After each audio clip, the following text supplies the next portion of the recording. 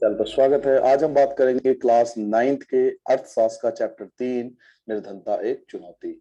इसमें उन सभी पॉइंट्स को पहले से अंडरलाइन कर लिया गया है जिनको आप जानना आपके लिए बेहद जरूरी है। अगर आप इन पॉइंट्स को कर लेते हो तो आप, ये मेरा प्रॉमिस है कि आप एग्जाम में जो भी क्वेश्चन आएगा वो इन पॉइंटों से बाहर नहीं आएगा। इस वीडियो बनाने के 3 मेजर ऑब्जेक्टिव हैं। पहला, आपका पूरा chapter point two point cover करना। दूसरा, जो भी इंपॉर्टेंट पॉइंट्स हैं वो आपको एक नोट्स के फॉर्म में प्रोवाइड करना जिसे आप जब चाहो रिवाइज कर सको।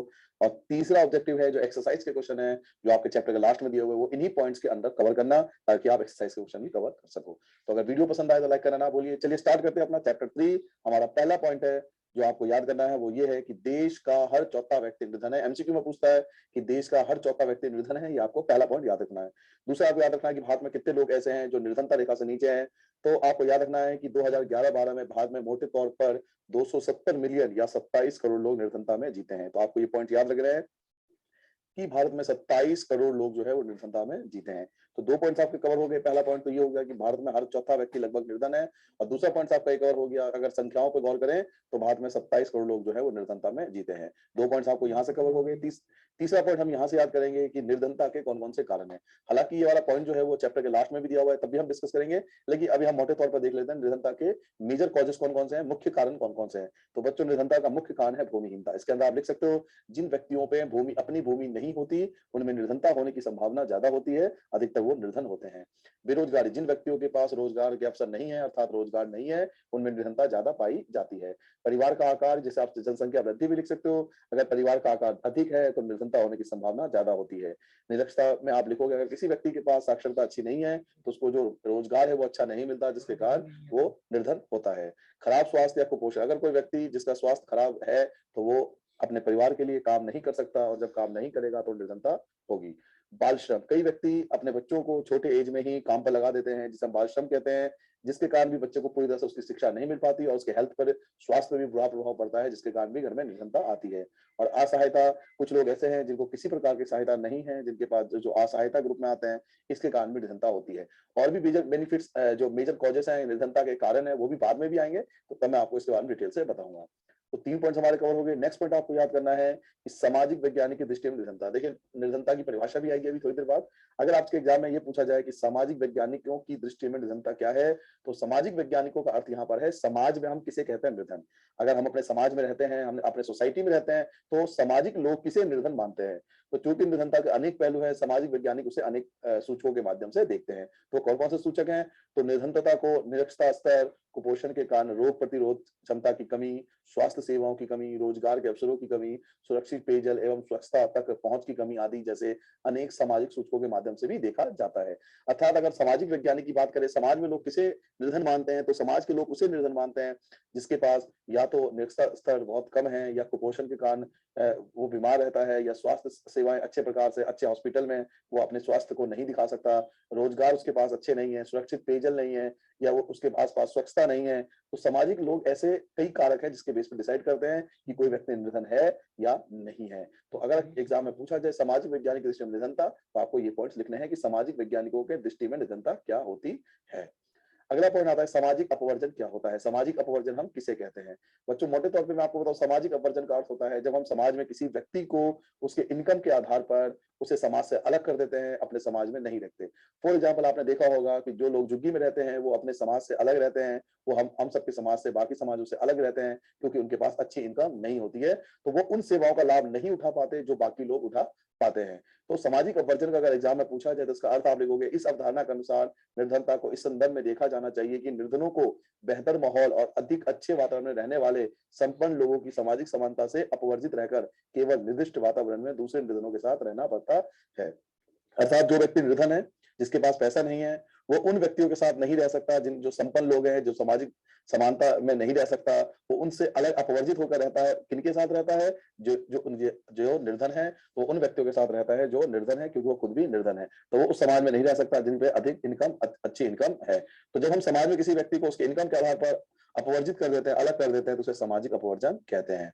नेक्स्ट पॉइंट हम बात करेंगे असुरक्षा। असुरक्षा क्या होती है, तो मैं आपको बताना चाहता हूँ, असुरक्षा शब्द का मतलब होता है समाज के वे लोग जो आर्थिक रूप से असुरक्षित है। अर्थात अगर कोई दुर्घटना हो जाए देश के साथ, कोई आपदा आ जाए तो ये लोग जो होते हैं वो सबसे पहले असुरक्षित हो जाते हैं। ये लोग जो है बहुत निर्धन परिवारों में आते हैं। जो असुरक्षित है कभी भी उनके साथ जो है वो असुरक्षा की घटना हो सकती है अगर देश पर कोई भी आपदा आती है। तो निर्धनता के प्रति असुरक्षा एक माप है जो कुछ विशेष समुदाय जैसे किसी पिछड़ी जाति के सदस्य या व्यक्ति हो, जैसे कोई विधवा या शारीरिक रूप से विकलांग व्यक्ति के भावी वर्षों में निर्धन होने या निर्धन बने रहने की अधिक संभावना जताता है। अर्थात असुरक्षा ये वो लोग होते हैं, चाहे पिछड़े जाति के सदस्य हो या विधवा हो या शारीरिक रूप से विकलांग कोई व्यक्ति हो। असुरक्षित व्यक्ति वो व्यक्ति होता है या तो वो अभी से गरीब है या भविष्य में उसके गरीब निर्धन होने की ज्यादा संभावना होती है, उसे हम असुरक्षित लोग कहते हैं। तो ये पॉइंट हमने जाना। उसके बाद अगला पॉइंट अब आता है निर्धनता क्या है। परिभाषा यहाँ आपको लिखनी है। अगर एग्जाम आपसे पूछा जाए निर्धनता शब्द क्या है, निर्धनता क्या होती है, आप किसे कहोगे निर्धन है, कोई व्यक्ति निर्धन कब माना जाता है। तो किसी व्यक्ति को निर्धन माना जाता है यदि उसकी आय या उपभोग स्तर ऐसे न्यूनतम स्तर से नीचे गिर जाए जो मूल आवश्यकताओं के दिए हुए समूह को पूर्ण करने के लिए आवश्यक है।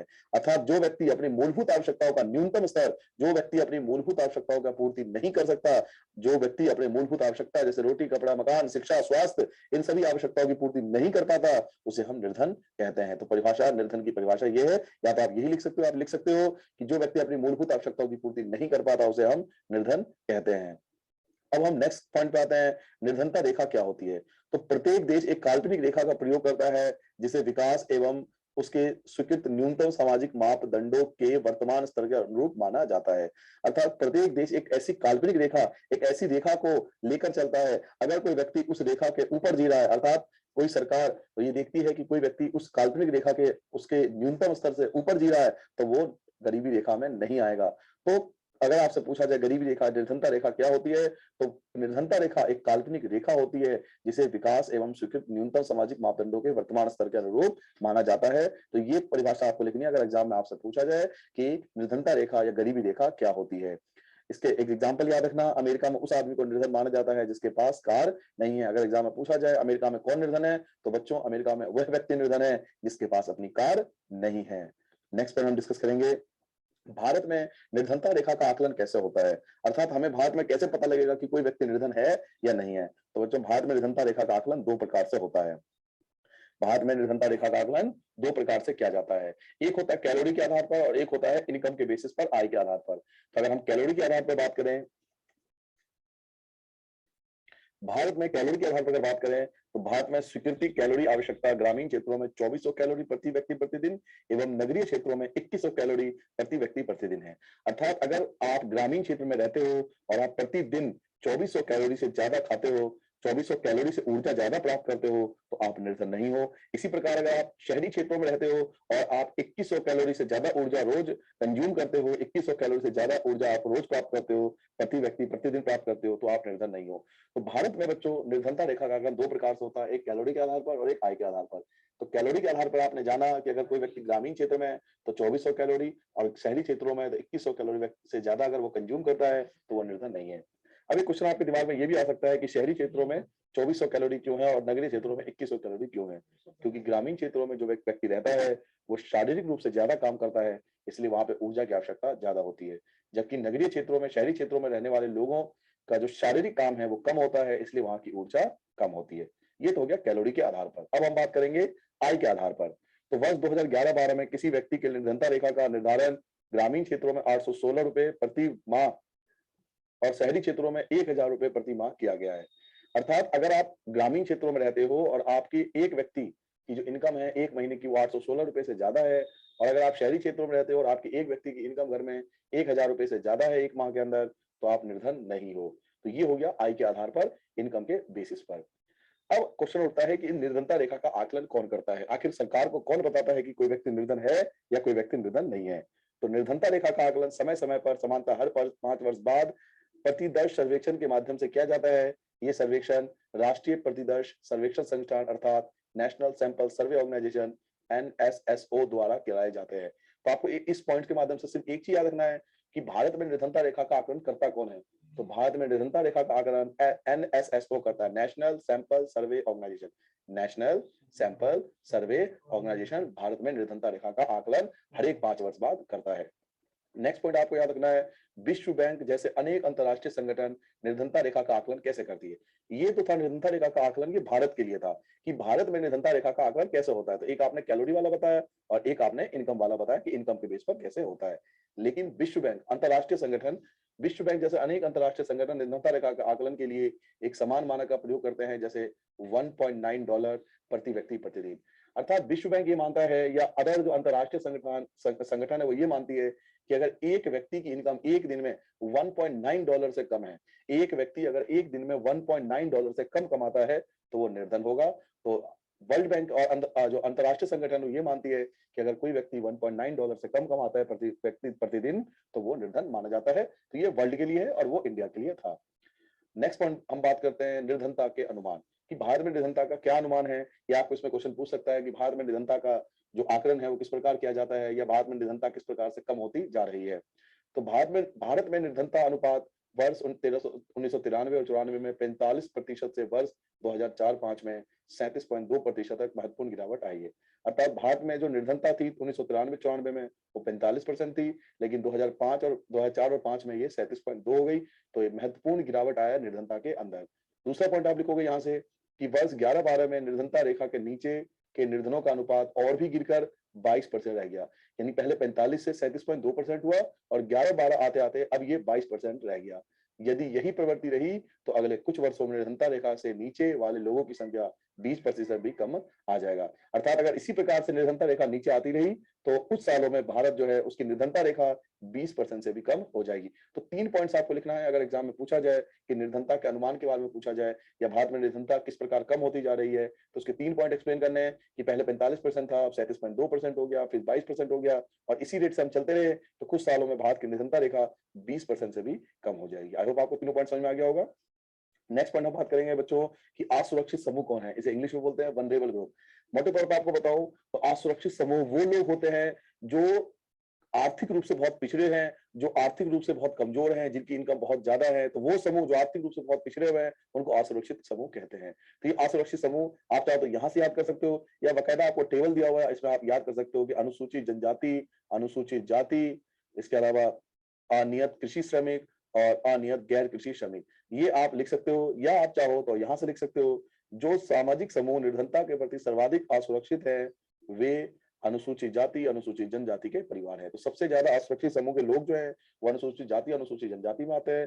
दूसरा आएगा इसी प्रकार आर्थिक समूह में सर्वाधिक असुरक्षित समूह ग्रामीण कृषि श्रमिक परिवार और नगरीय अनियमित मजदूर परिवार है। अर्थात ग्रामीण क्षेत्रों में तो है कृषि श्रमिक परिवार और शहरी क्षेत्रों में है अनियमित मजदूर। ये आर्थिक रूप से बहुत पिछड़े हुए हैं, जिन्हें असुरक्षित समूह कहा जाता है।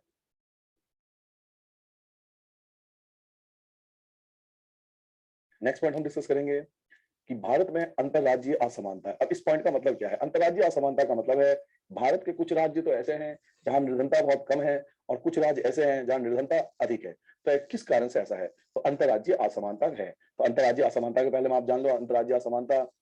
पहला पॉइंट आप लिखोगे बिहार और उड़ीसा दो सर्वाधिक निर्धन राज्य बने हुए हैं। बिहार और उड़ीसा भारत के सबसे निर्धन राज्यों में दो राज्य हैं। अब ये परसेंटेज भी दिया हुआ है कि बिहार में कितना है और ये कितना है। ये आपको इसलिए नहीं याद करना क्योंकि ये डे बाय डे और ईयर बाय ईयर चेंज होता रहता है। तो ये परसेंटेज याद करने की आवश्यकता नहीं है। बस आप इतना याद रखना कि बिहार और उड़ीसा दो सर्वाधिक निर्धन राज्य हैं। पहला पॉइंट आप ये लिखोगे। दूसरा पॉइंट आप लिखोगे इसकी तुलना में केरल, महाराष्ट्र, आंध्र प्रदेश, तमिलनाडु, गुजरात, पश्चिम बंगाल में निर्धनता में उल्लेखनीय गिरावट आई है। अर्थात इन राज्यों में निर्धनता धीरे धीरे कम हुई है। किन किन राज्यों में? केरल में, महाराष्ट्र में, आंध्र प्रदेश, तमिलनाडु, गुजरात, पश्चिम बंगाल में निर्धनता कम हुई है। तीसरा पॉइंट आप लिखोगे पंजाब और हरियाणा जैसे राज्य उच्च कृषि वृद्धि दर से निर्धनता कम करने में पारंपरिक रूप से सफल है। अर्थात दो राज्य पंजाब और हरियाणा में निर्धनता जो है लगभग बहुत ज्यादा कम है। तो 3 पॉइंट्स आप याद रखना कि बिहार और उड़ीसा में निर्धनता सबसे ज्यादा है। दूसरा लिखना इन राज्यों में निर्धनता धीरे धीरे बहुत कम हुई है और तीसरा लिखना पंजाब और हरियाणा जैसे राज्य जो है वहां पर निर्धनता बहुत ही कम है। तो 3 पॉइंट्स आप लिख सकते हो कि ये निर्धनता में अंतर्राज्यीय असमानता है। नेक्स्ट पॉइंट हम बात करेंगे वैश्विक निर्धनता परिदृश्य। अब इसका मतलब क्या है? वैश्विक निर्धनता परिदृश्य का मतलब बच्चों जो अलग अलग कॉन्टिनेंट है, जैसा आपने देखा एशिया, अफ्रीका, अमेरिका, इस प्रकार के कॉन्टिनेंट है, महाद्वीप है, उसमें समानता नहीं है। कहीं निर्धनता ज्यादा है, कहीं निर्धनता कम है। तो वैश्विक निर्धनता परिदृश्य में हम 3-4 पॉइंट ऐसे याद करेंगे जिसमें कॉन्टिनेंट के बीच कंपैरिजन करेंगे, अर्थात विभिन्न जो महाद्वीप है उनके बीच कंपैरिजन करेंगे। तो पहला पॉइंट आप लिखोगे तीव्र आर्थिक प्रगति और मानव संसाधन विकास में बृहद निवेश के कारण चीन और दक्षिण पूर्व एशिया के देशों में निर्धनता में विशेष कमी आई है। दक्षिण पूर्व एशिया देशों में हम भी आते हैं, इंडिया भी इसी में आता है। तो तीव्र आर्थिक प्रगति और मानव संसाधन में निवेश के कारण चीन और दक्षिण पूर्व एशिया के जो देश है वहां निर्धनता में बहुत ज्यादा कमी आई है। तो ये पहला पॉइंट हो गया एशिया के लिए कि एशिया के इन देशों में निर्धनता कम हुई है। दूसरा पॉइंट आप लिखोगे सब सहारा अफ्रीका के बारे में कि सब सहारा अफ्रीका में निर्धनता 2005 के 51% से घटकर 2015 में 41% हो गई है। तो दूसरा पॉइंट था अफ्रीका के लिए कि पहले वहां निर्धनता जो थी वो 51% थी, जो अब 41% हो गई है। तीसरा पॉइंट आप लिखोगे अमेरिका के बारे में, लैटिन अमेरिका में निर्धनता रेखा 2005 में 10% से गिरकर 2015 में 4% रह गई है। तो तीसरा पॉइंट आपने लिखा अमेरिका के बारे में कि पहले वहां निर्धनता 10% था, जो अब जाके 4% रह गया है। और चौथा पॉइंट लिखोगे रूस जैसे पूर्व समाजवादी देशों में भी निर्धनता पुनः व्याप्त हो गई है, अर्थात रूस में फिर से निर्धनता बढ़ने लगी है, जहां पहले आधिकारिक रूप से कोई निर्धन थी ही नहीं। अर्थात रूस में पहले सरकार ये मानती थी कि कोई निर्धन नहीं है, लेकिन अब वहां भी थोड़ी बहुत निर्धनता बढ़ती जा रही है। तो ये आपने अलग अलग महाद्वीपों के बीच कंपैरिजन करा। इसमें पहला पॉइंट आपने कंपैरिजन करा एशिया के बारे में बताया कि चीन और दक्षिण पूर्व एशिया के जो देश हैं वहां पर निर्धनता कम हुई है। दूसरा पॉइंट आपने बताया कि अफ्रीका के बारे में कि वहां 51% से लेकर 41% निर्धनता हो गया। तीसरा आपने अमेरिका के बारे में लिखा जिसमें 10% से लेकर 4% हो गया। फिर आपने रूस के बारे में लिखा जहां निर्धनता नहीं थी, लेकिन अब थोड़ी बहुत निर्धनता बढ़ने लगी है। तो ये 4 पॉइंट थे जिसमें हमने कंपैरिजन करा, अलग अलग कॉन्टिनेंट के बारे में कंपैरिजन करा। चलिए नेक्स्ट पॉइंट बढ़ते हैं, ये अगले पॉइंट की तरफ देखते हैं कि नेक्स्ट पॉइंट हमारा क्या है। ये डायग्रामेटिक रिप्रेजेंटेशन भी है, इसमें आपको बताया गया है। नेक्स्ट पॉइंट है बच्चों निर्धनता के कारण। याद है आपको जब चैप्टर स्टार्ट हुआ था मैंने आपको शुरू में दिखाया था निर्धनता के कारण, तो ये और पॉइंट्स आ गए निर्धनता के कारण। तो वो जो पॉइंट है स्टार्टिंग के उसमें आप ऐड कर सकते हो कि वो निर्धनता के कारण जो स्टार्टिंग में पॉइंट है वो तो पॉइंट एज इट इज रहेंगे, इसमें ये पॉइंट्स आप और ऐड कर सकते हो। ब्रिटिश औपनिवेशिक प्रशासन के दौरान आर्थिक विकास का निम्न स्तर, अर्थात जब ब्रिटिश का अंग्रेजों का हम प्रशासन था तो उस समय जो आर्थिक विकास दर थी वो बहुत कम थी, जिसके कारण निर्धनता बहुत ज्यादा बढ़ी है। अगला लिख सकते हो जनसंख्या में उच्च दर से वृद्धि, भारत में जनसंख्या की दर बहुत तेजी से बढ़ती जा रही है, जिससे निर्धनता बहुत ज्यादा बढ़ गई है। रोजगार की कमी हम पहले डिस्कस कर चुके हैं, रोजगार की कमी पहले डिस्कस हो चुका था हमारा। भूमि और अन्य संसाधनों का असमान वितरण, अर्थात भूमि और अन्य संसाधन का असमान वितरण है भारत में। कहीं पे भूमि आप देखोगे समतल है जहां पे अच्छी उपज होती है, कहीं पहाड़ है, कहीं पठार है। तो भूमि और अन्य संसाधन प्राकृतिक संसाधन है उसका असमान वितरण भी कई प्रकार से निर्धनता का कारण है। और क्या कारण है, तो सामाजिक दायित्व और धार्मिक अनुष्ठानों के आयोजन में बहुत पैसा खर्च करते हैं। भारत के जो लोग होते हैं वो अपने सामाजिक दायित्व का अर्थ है शादी ब्याह, अलग अलग फंक्शन में और धार्मिक अनुष्ठानों में के आयोजन में बहुत ज्यादा पैसा खर्च करते हैं, जिससे निर्धनता बढ़ती है। तो ये कुछ कारण जो आपको लिखना है निर्धनता के कारण, इसमें हम पहले कुछ पॉइंट स्टार्टिंग में ऐड कर चुके थे, इसमें आप ये पॉइंट ऐड कर लेना। ब्रिटिश सरकार के दौरान आर्थिक रूप से विकास दर कम थी, जनसंख्या में बहुत तेजी से वृद्धि हुई, रोजगार की कमी होने के कारण, भूमि और अन्य संसाधनों का असमान वितरण होने के कारण, सामाजिक दायित्व और धार्मिक अनुष्ठानों के आयोजन में बहुत ज्यादा पैसा खर्च करना। तो ये कुछ कारण है जिसको आप ऐड कर सकते हो निर्धनता के कारण में। अब हम डिस्कस करेंगे निर्धनता विरोधी उपाय। इस पॉइंट में हम डिस्कस करेंगे आखिर गवर्नमेंट ने क्या किया, सरकार ने क्या किया निर्धनता को कम करने के लिए। तो सरकार समय समय पे अलग अलग प्रकार की योजनाएं बनाती है ताकि लोगों की निर्धनता को कम किया जा सके। इसमें सबसे महत्वपूर्ण जो एग्जाम के लिए आपके लिए इंपॉर्टेंट है वो है मनरेगा। आप देखोगे 99% एग्जाम में जरूर आता है मनरेगा के कोई 3 या 4 फीचर्स आप जरूर याद करके जाना। तो मनरेगा का पूरा नाम है महात्मा गांधी राष्ट्रीय ग्रामीण रोजगार अधिनियम 2005, मनरेगा शॉर्ट में बोलते हैं, और पूरा नाम इसका महात्मा गांधी राष्ट्रीय ग्रामीण रोजगार अधिनियम 2005 ये नाम हो गया। इसका पहला पॉइंट आप लिखोगे ग्रामीण क्षेत्रों में आजीविका सुरक्षित करने के लिए हर साल के लिए मजदूरी रोजगार कम से कम 100 दिनों के लिए उपलब्ध कराना है। अर्थात सरकार ने मजदूरों को यह प्रॉमिस किया कि वो एक साल में कम से कम उन लोगों को 100 दिन का रोजगार अवश्य देगी जो मनरेगा के तहत अपना नाम लिखवाएंगे। उन्हें कम से कम 100 दिन का रोजगार तो मिलेगा ही मिलेगा, ये सरकार ने मजदूरों से प्रॉमिस किया। दूसरा आप लिखोगे इस प्रावधान के तहत 1/3 रोजगार महिलाओं के लिए सुरक्षित है, अर्थात जितने भी रोजगार होंगे मनरेगा के अंदर उसमें 1/3 लोग होंगे वो महिलाओं के लिए काम आरक्षित होंगे। तीसरा पॉइंट आप याद करोगे कि केंद्र सरकार राष्ट्रीय रोजगार गारंटी कोष की स्थापना करेगी। मनरेगा को चलाने के लिए उसमें पैसा देने के लिए केंद्र सरकार राष्ट्रीय रोजगार गारंटी कोष स्थापित करेगी, और राज्य सरकार जो पैसे देगी उसके लिए इसी तरह राज्य सरकार भी योजना के क्रियान्वयन के लिए राज्य रोजगार गारंटी कोष की स्थापना करेगी। अर्थात केंद्र सरकार भी अपने राष्ट्रीय रोजगार गारंटी कोष खोलेगी और अलग अलग राज्य सरकार भी राज्य रोजगार गारंटी कोष की स्थापना करेगी। नेक्स्ट पॉइंट आप याद करोगे, यहां से आपका नेक्स्ट पॉइंट है कार्यक्रम के अंतर्गत अगर आवेदक को 15 दिन के अंदर रोजगार उपलब्ध नहीं कराया गया तो वह दैनिक बेरोजगार भत्ते का हकदार होगा। अर्थात जिस व्यक्ति ने मनरेगा के तहत अपने आप को अप्लाई कर रखा है, अपना नाम दे रखा है, तो अगर उसको 15 दिन के अंदर रोजगार सरकार ने नहीं दिया तो उसे बेरोजगारी भत्ता मिलेगा, उसे सरकार पैसे देगी बेरोजगारी भत्ते के रूप में, अगर सरकार ने उसे 15 दिन के अंदर कोई ना कोई काम नहीं दिया। तो ये थे सारे फीचर्स मनरेगा के बारे में। पहला पॉइंट आपने याद करा कि सरकार कम से कम 100 दिन का रोजगार उसे अवश्य उपलब्ध कराएगी। पहला पॉइंट आपने याद करा कि सरकार उसे 100 दिन का रोजगार अवश्य उपलब्ध कराएगी। महिलाओं के लिए 1/3 सीट आरक्षित है। फिर आपने इसमें अगला पॉइंट याद करा कि केंद्र सरकार राष्ट्रीय रोजगार गारंटी कोष स्थापित करेगी। राज्य सरकार राज्य रोजगार गारंटी कोष स्थापित करेगी। आवेदक को 15 दिन के अंदर रोजगार अवश्य मिलेगा। नेक्स्ट पॉइंट हम डिस्कस करेंगे बच्चों, हमारा अगला पॉइंट है राष्ट्रीय काम के बदले अनाज कार्यक्रम। ये हमारा नेक्स्ट पॉइंट है, राष्ट्रीय काम के बदले अनाज कार्यक्रम। जैसे पहला पॉइंट लिखोगे कि इसका आरंभ 2004 में देश के सबसे पिछड़े 150 जिलों में लागू किया गया था। तो पहला पॉइंट हो गया 2004 में लागू किया गया था। और कहाँ लागू किया गया था? तो हमारे देश के जो 150 सबसे पिछड़े जिले हैं, सबसे निर्धन जिले हैं, वहां लागू किया गया था। दूसरा पॉइंट आप लिखोगे, यह कार्यक्रम उन सभी ग्रामीण निर्धनों के लिए है जिन्हें मजदूरी पर रोजगार की आवश्यकता है और जो अकुशल शारीरिक काम करने के इच्छुक है। अर्थात इस कार्यक्रम के अंतर्गत उन सभी लोगों को, मजदूरों को काम दिया गया जो शारीरिक काम करने के इच्छुक हैं, अपने शारीरिक काम द्वारा रोड बना सकते हैं या कोई और ऐसा काम कर सकते हैं। तो राष्ट्रीय काम के बदले अनाज कार्यक्रम के अंदर दो बातें लिखोगे। 2004 में 150 जिलों में लागू किया गया। इसमें उन व्यक्तियों को रोजगार दिया गया जो शारीरिक काम करने के लिए इच्छुक है। ऐसे ही एक प्रोग्राम और है, प्रधानमंत्री रोजगार योजना। इसमें आप पहला पॉइंट लिखोगे कि इसे 1993 में आरंभ किया गया, 1993 में स्टार्ट किया गया। पहला पॉइंट आप ये लिखोगे। दूसरा पॉइंट आप यहां से लिखोगे, इस कार्यक्रम का उद्देश्य ग्रामीण क्षेत्रों और छोटे शहरों में शिक्षित बेरोजगार युवाओं के लिए स्वरोजगार के अवसर सृजित करना है। अर्थात ग्रामीण क्षेत्रों में या शहरी क्षेत्रों में जो पढ़े लिखे बेरोजगार युवा है, ग्रामीण क्षेत्रों में या शहर क्षेत्रों में जो पढ़े लिखे बेरोजगार युवा है, उनको स्वरोजगार, सेल्फ एम्प्लॉयमेंट की अपॉर्चुनिटी उनको देना था।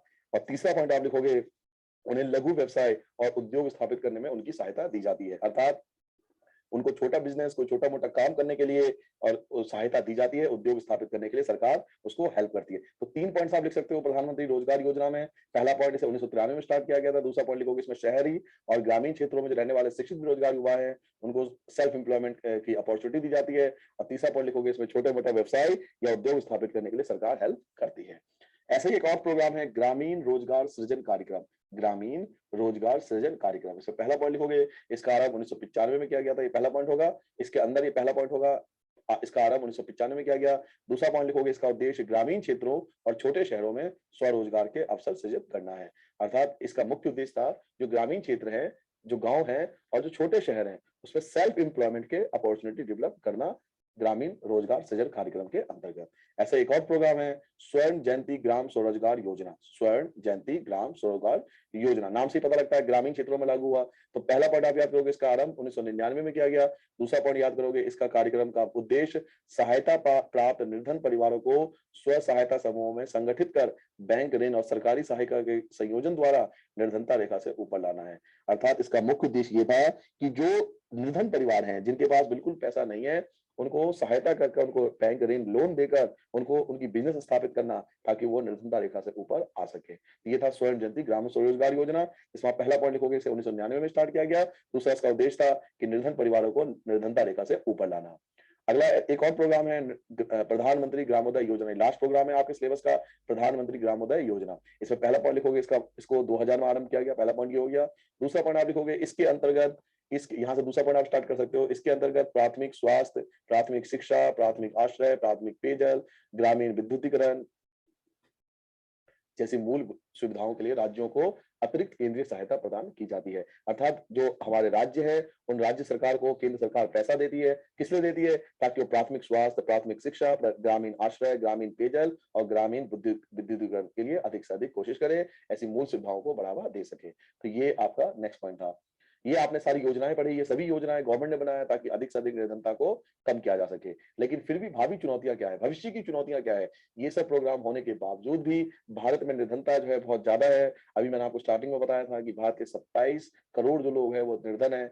तो हमारे भविष्य की चुनौतियां क्या है? तो पहली चुनौती है निर्धनता उन्मूलन, भारत की एक सबसे बाध्यकारी चुनौती है। भारत सरकार की सबसे पहली चुनौती है कि लोग निर्धनता रेखा से ऊपर आ सके।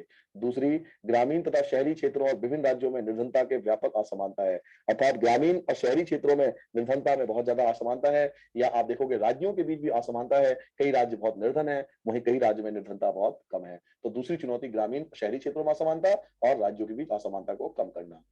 नेक्स्ट चुनौती की बात करें तो सभी को स्वास्थ्य सेवा प्रदान करना, यह हमारी नेक्स्ट चुनौती है कि हम सभी व्यक्तियों को स्वास्थ्य सेवाएं दे पाए। अगली चुनौती शिक्षा और रोजगार सुरक्षा उपलब्ध कराना, हर किसी को शिक्षा और रोजगार के अवसर देना। लैंगिक समानता, समाज में जो नर और नारी है जो मेल और फीमेल है उसमें लैंगिक समानता लाना, ये हमारी चुनौती है, और निर्धनों का सम्मान करना ताकि निर्धन व्यक्ति भी सम्मान से अपने जीवन जी सके। ये सब हमारी भविष्य की चुनौती है, तो सरकार कोशिश करी इनको दूर करने के लिए। तो ये था आपका पूरा चैप्टर, जिसमें आपने पूरे चैप्टर में पॉइंट टू पॉइंट एक-एक पॉइंट्स आपने पूरा डिस्कस किया। अब जैसे मैंने आपसे प्रॉमिस किया था, क्या हम इस काबिल हैं कि सारे पॉइंट्स करने के बाद जो एक्सरसाइज के क्वेश्चन हैं वो कवर हो पाए? तो पहला क्वेश्चन है, भारत में निर्धनता रेखा का आकलन कैसे किया जाता है? मैंने आपको स्टार्टिंग बताया था, भारत में निर्धनता रेखा का आकलन 2 प्रकार से होता है, एक कैलोरी के आधार पर और एक आय के आधार पर। याद होगा आपको, स्टार्टिंग में ऊपर अंडरलाइन हो चुका है ये। उसके बाद आप ये वाला क्वेश्चन याद करोगे, इन दोनों क्वेश्चनों को आप स्किप कर सकते हो, छोड़ सकते हो, क्योंकि कभी एग्जाम में नहीं आता। नेक्स्ट, भारत में निर्धनता में अंतरराज्य असमानताओं का विवरण। अभी मैंने आपको बताया था अंतरराज्य असमानता, जिसमें बिहार, उड़ीसा बहुत ज्यादा निर्धन थे, केरल, तमिलनाडु वगैरह जो थे, निर्धनता की संख्या कम हुई है, और हरियाणा और पंजाब जो है वहां निर्धनों की संख्या बहुत कम है। नेक्स्ट है, उन सामाजिक और आर्थिक समूहों की पहचान करें। तो मैंने आपको बताया था सामाजिक और आर्थिक समूह, इसमें अनुसूचित जाति और अनुसूचित जनजाति वाले पॉइंट थे, वो चारों पॉइंट्स आपको यहाँ पे लिखने पड़ेंगे। नेक्स्ट है, भारत में अंतर्राज्यीय निर्धनता में विभिन्नता के कारण क्या है? तो अंतर्राज्यीय विभिन्नता में निर्धनों का कारण है कि कुछ राज्यों ने शिक्षा पे जोर दिया है, जबकि कुछ राज्यों ने शिक्षा पर अधिक जोर नहीं दिया है। कुछ राज्यों के पास जो कृषि पद्धति है वो आधुनिक है, जबकि कुछ राज्यों में कृषि पद्धति आधुनिक नहीं है। ऐसे आप कई पॉइंट्स अपनी तरफ से लिख सकते हो कि राज्यों में असमानता क्यों है। कुछ राज्यों ने अपने लोगों पर पैसा निवेश किया है, उनको डेवलप किया है, जबकि कुछ राज्यों की सरकार ने लोगों पर निवेश नहीं किया है, उन्हें डेवलप नहीं किया है। ऐसी वैश्विक निर्धनता, तो उसमें वैश्विक परिदृश्य बताया था आपको, 4 कॉन्टिनेंट बताए थे, इसमें एशिया, अफ्रीका, अमेरिका सारे पॉइंट्स आए थे, वो आपको चारों पॉइंट इसमें लिखने हैं। निर्धनता उन्मूलन, अभी आपको मनरेगा वगैरह बताया, मनरेगा, प्रधानमंत्री ग्रामोदय योजना वगैरह जो बहुत सारे पॉइंट्स आपको बताए थे, उसमें उन निर्धनता उन्मूलन की सरकार द्वारा अपनाई गई रणनीति आपको लिखनी है। मानव निर्धनता से आप क्या समझते हैं? यहाँ पर निर्धनता की आपको परिभाषा लिखनी है, जो मैंने आपको बताया था, कोई व्यक्ति अपनी मूलभूत आवश्यकताओं की पूर्ति नहीं कर पाता तो उसे निर्धन कहते हैं। ये ऊपर कवर हो चुका है, ये अंडरलाइन कराया था।